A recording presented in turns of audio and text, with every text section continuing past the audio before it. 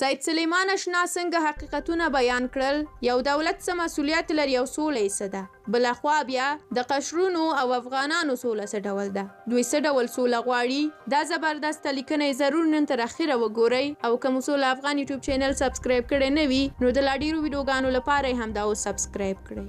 د اشنا ټلویزیون مشهوره خبریال سید سلیمان اشنا په خپل فیسبوک پاڼه باندې لیکلي افغانستان او افغان ولس د خدای جل جلاله له اخري ډلې خلاص کړي. د دولت او قشرونو سوله فرق لري. دولت د توشیح شویو قوانینو او عدلي اصولو پر بنا د اتباعو د هوساینې مسؤلیت او پرمختګ مسؤلیت لري. ټولو ته د موازي خدماتو رسولو مکلفیت لري. تعلیم، صحت، اداره او امنیت یې څلور عمده او مهم ارکان دي. له جهان سره په یو بامفهومه پرچم متقابل ارتباطات ساتي. راکړه ورکړه د نړیوالو میثاقونو په چوکاټ کې کوي. د خارجيانو او داخليانو تګ راتګ ته هوایي او ځمکني سفري سهولتونه برابروي او د ټولو د بقا او کاري فضا لپاره خوندي شرایط مساعدوي. دا د دولت سوله ده. خو قشرونه مختلف دي.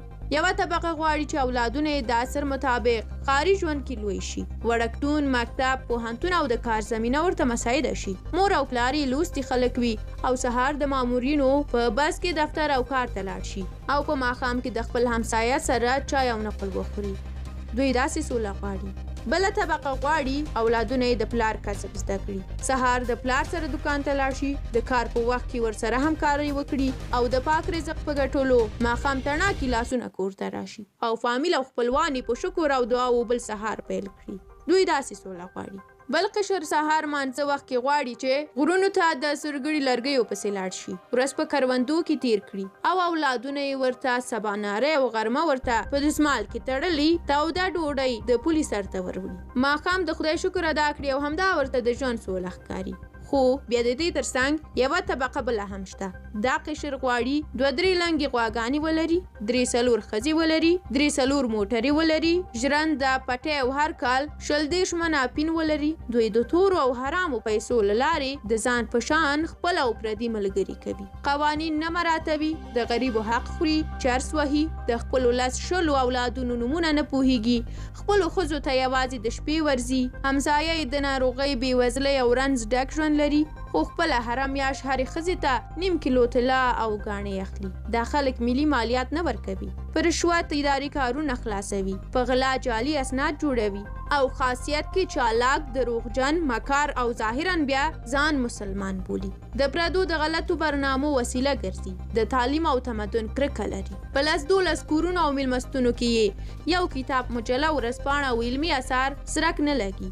په حرامو پیسو هر کال حج او 3-4 ځله د عمرې په بهانه سعودي اماراتو دوبۍ ته ځي. د تور کاروبار لپاره لوړګي، بولدک، حیرتان او قلات او پیښور کې کاروباریان لري. د وسلو قاچاق، تختونې او وژنې پټه وظیفه وي. په شپو کور ته نه راځي. ظاهرا لویه ګیره، د طلا ګوتې، لویه پګړۍ او سلمندر بوټان بې جرابو پښو کوي. بیا نورو ټولو افغانانو ته کافران وایي او خپل باور په ټول هیواد تحمیلول غواړي. دوی داسې سوله غواړي.